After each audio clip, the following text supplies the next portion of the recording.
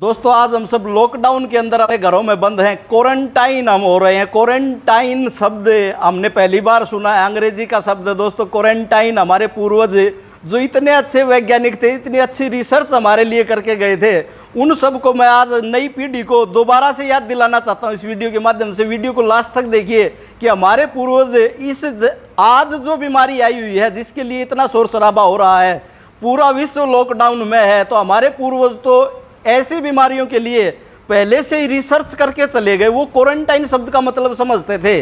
कैसे समझते थे, चलो आपको भी एक नए संदर्भ में आज मैं समझाता हूं। दोस्तों बच्चे के जन्म से लेकर जब किसी भी घर में कोई नया बच्चा जन्म लेता था तो 1 महीने के लिए उस जच्चा बच्चा को घर के अंदर ही क्वारंटाइन करते थे, एक अलग कमरे में रखते थे। और बाहर से आने जाने वाला, उसके मायके से भी कोई व्यक्ति आता था तो उसको भी 5 से 7 घंटे अलग बिठाकर फिर उसके साथ मिलने देते थे। ऐसी हमारी समृद्ध परंपरा थी। और दोस्तों दूसरी बात, जिस घर में बच्चे ने जन्म लिया है उस घर के आस पड़ोस के लोग जब तक उनके घर में हवन यज्ञ होकर शुद्धिकरण नहीं हो जाता था तब तक उनके घर से किसी भी चीज़ का लेन देन नहीं करते थे। उसको हरियाणवी भाषा में बोलूँ तो कहते थे कि स्यावड़ लगी हुई है। जब उनके घर से वो निकल जाती थी तो उसके बाद लेना देना शुरू करते थे। दोस्तों उसके बाद बताता हूँ कि हमारे यहाँ तीज त्यौहार मनाकर साल में 2 बार कम से कम पूरे घर की चूने से पुताई करते थे, यानी घर को सैनिटाइज करते थे।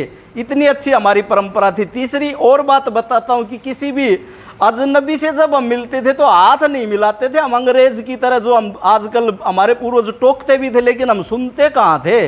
दूर से ही नमस्ते करने की जो हमारी परंपरा थी वो बड़ी ही जेन्युइन परंपरा थी, जो आज के संदर्भ में भी ज्यों की त्यों लागू होती है। और दोस्तों उसके बाद हमारे पूर्वजों का कितना अच्छा विज्ञान था कि कोई भी व्यक्ति घर के बाहर से जब भी आता है तो बाहर पहनने जाने वाली चप्पलें अपने देहरी दरवाजे के बाहर ही निकाल के घर के अंदर प्रवेश करता था। और बाहर, और हमारी खाने की जो परंपरा थी, जो आजकल आप खाते हो ना बैठ के, पिज्जा बर्गर जो भी खाते हो और उसको यूं ही खाना शुरू कर देते हो, दोस्तों हमारी जो परंपरा थी वह क्या थी कि हाथ धोकर खाना चाहिए।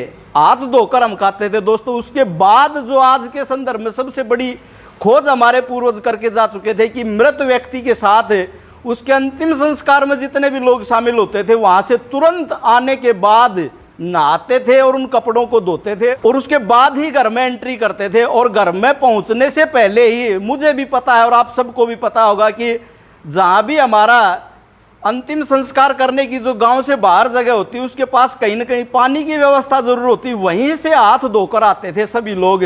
और दोस्तों उसके बाद परंपरा थी कि मृत व्यक्ति के जितना भी सामान, यहाँ तक कि उसकी चारपाई भी घर से बाहर निकाल देते हो, तो उसके बिस्तर वगैरह, उनको इस विज्ञान का पता था। और जिस घर में मृत्यु हो जाती थी उस घर में उसके आस पड़ोस के पास परिचित मित्र खाना बनाकर देकर तो आते थे लेकिन उस घर से लेता कोई भी कुछ नहीं था। तो दोस्तों इतनी समृद्ध हमारी परंपरा थी। दोस्तों हमारी खास समृद्ध परंपरा, आप किसी भी गांव के चारों तरफ कोनों पर नजर दौड़ाकर देखिए, जो लोग मांस मछली खाते थे, मीट इत्यादि खाते थे, उनको गांव से बाहर बसाया जाता था। आज भी आप नजर दौड़ा लें, हो सकता है कुछ संदर्भ बदल गया हो, लेकिन उनको इतना अच्छा विज्ञान का पता था, ऐसा वो लोग करते थे। तो दोस्तों हमारे पूर्वजों ने ध्वनि विज्ञान का उन्होंने खोज की थी, जो शंख की ध्वनि बजाते हैं सुबह के समय, शाम के समय जो मंदिरों में ध्वनि बजाई जाती है, और मंदिर की जो घंटियां हैं वो भी एक वायरस को खत्म करने का काम करती है। दोस्तों हमारे घरों में देसी गाय के घी का दीपक जलाया जाता था। बड़ा ही खास विज्ञान था, बड़ा ही खास चीज थी जो वायरस को, जीवाणु को खत्म करने का काम करती थी। दोस्तों कोई भी, किसी भी घर में कोई भी अनिष्ट होने के बाद उस घर के शुद्धिकरण के लिए उसमें हवन यज्ञ अवश्य ही करवाया जाता था। ये भी हमारे पूर्वजों की खोज थी। आज इन नियमों को कोई पालन करता है, इनको मानता है। इस कोरोना से पहले की बात बता रहा हूं तो उसको अनपढ़ गंवार जाहिल समझते हैं। हमें बड़ी भारी भूल हमारी थी। दोस्तों हमारी संस्कृति इतनी समृद्ध थी, आओ पुनः लौट चलें, अपनी परंपराओं को, अपनी मान्यताओं को, अपनी संस्कृति को पुनः अपनाएं और आज की इस महामारी को और आगे आने वाले समय में ऐसी महामारी से हम बचे रहें, अपना परिवार बचा रहे, अपनी परंपराओं को अपनाएं। अपनी वाणी को विराम देता हूं। धन्यवाद। जय हिंद, जय जवान, जय किसान।